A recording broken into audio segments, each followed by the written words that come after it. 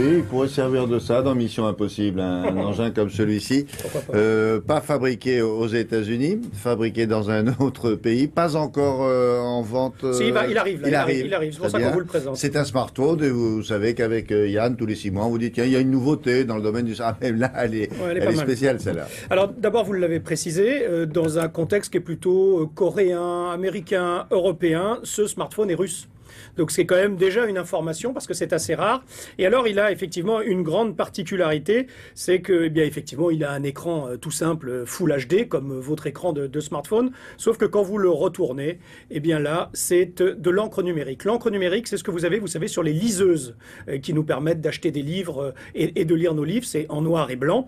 Et donc là ce que vous voyez là, c'est pas un imprimé, hein, c'est vraiment un écran. Voilà, c'est un écran. Mais je peux changer les informations. Alors bien entendu, l'idée c'est que lorsque votre smartphone, ce qui est souvent le cas à la fin d'une journée, vous n'avez plus de batterie ou quasiment plus de batterie. Vous pouvez envoyer ce que vous faites de ce côté-ci, de l'autre côté, et donc lire vos mails par exemple, ou être sur une application de ce côté-ci. Sauf que l'encre numérique, vous pouvez vous en servir pendant 50 heures. Donc quand vous n'avez plus de batterie par exemple, eh bien vous avez encore des batteries avec en noir et blanc. C'est un engin hybride. C'est un engin tout à fait hybride qui peut effectivement aussi servir de liseuse. J'en parlais tout à l'heure à Tom Hervé, il me dit « Ah ça c'est super quand il y a beaucoup de soleil par exemple ». Eh bien effectivement, vous avez du mal à lire sur votre écran Full HD quand il y a beaucoup de soleil, quand vous recevez un mail ou quelque chose. Avec cet écran-là... vous mettez en mode... Exactement, vous faites passer ça de ce côté-ci et là vous lisez absolument tout ce qu'on vous envoie. Alors toute cette technologie, ça a un coût aussi. Vous voulez pas d'abord voir le reportage je sais et puis pas, je vous en parle après. Comme ça, vous comprendrez mieux le prix. D'accord ? Allez, on regarde.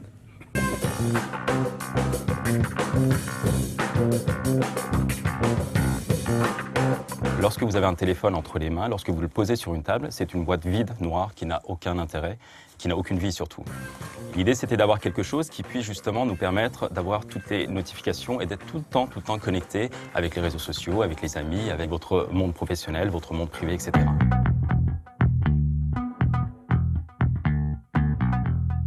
Vous savez qu'aujourd'hui, sur les écrans classiques, et notamment sur celui-ci, puisqu'on est sur un Full HD, donc un produit qui consomme énormément d'autonomie, l'écran représente à peu près 40 à 50% de la consommation journalière. Donc l'idée, c'était d'avoir un second écran qui ne consomme quasiment rien, parce que c'est de l'encre numérique, d'accord, donc qui consomme uniquement de la batterie lorsqu'il y a un événement qui se passe. D'accord, c'est-à-dire que lorsque vous changez de page, lorsqu'il y a une notification qui apparaît, ce sont des simples petites particules qui vont consommer, donc quasiment rien. Alors on peut lire exactement la même chose que ce que vous avez sur l'écran principal. C'est-à-dire que le concept qui a été développé, c'est de pouvoir basculer l'ensemble de votre téléphone de l'autre côté, du côté noir et blanc, du côté liseuse. Alors ça veut dire quoi? Ça veut dire que vous avez la possibilité de pouvoir rédiger vos mails, rédiger vos textes, passer un coup de fil. Donc vous avez la possibilité vraiment de tout faire comme sur un téléphone classique. On va prendre la situation qui peut être d'actualité. On est au ski, on est sur les pistes. On a son téléphone, on reçoit un email ou bien on souhaite simplement prendre une pause et lire son livre.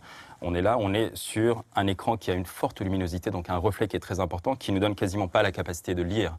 Donc là, l'idée, c'est de pouvoir basculer sur le second écran et de pouvoir lire correctement, comme si vous aviez un vrai livre entre les mains, sans avoir aucun impact sur les yeux. Vous avez deux mondes, en fait, deux univers complètement séparés. Vous avez une sphère qui est plutôt publique et une sphère qui est plutôt privée. La sphère publique aujourd'hui me permet de personnaliser complètement tous les icônes qu'on peut retrouver sur ce téléphone, vraiment tous les icônes, c'est-à-dire que ça peut être une horloge, d'accord. Ce qui m'importe aujourd'hui, c'est au lieu d'aller allumer toutes les 5 secondes, toutes les 10 secondes mon téléphone et voir l'heure qu'il est, si j'ai reçu une notification, si j'ai reçu un email, là vous avez un téléphone qui est tout le temps connecté. Ensuite, j'ai la possibilité, si je veux sortir du cadre public, je bascule en fait sur un carrousel, c'est-à-dire que je peux importer un certain nombre de photos et chaque 5 minutes, 10 minutes, 15 minutes, là aussi personnalisable, vous avez une couverture qui est complètement personnalisée et qui va être tout le temps également en action. Vous avez un affichage permanent qui ne consomme quasiment rien. Pas mal. Donc bon, maintenant, alors, et maintenant si je vous dis qu'en plus, il n'y a pas de concurrent. Pour l'instant.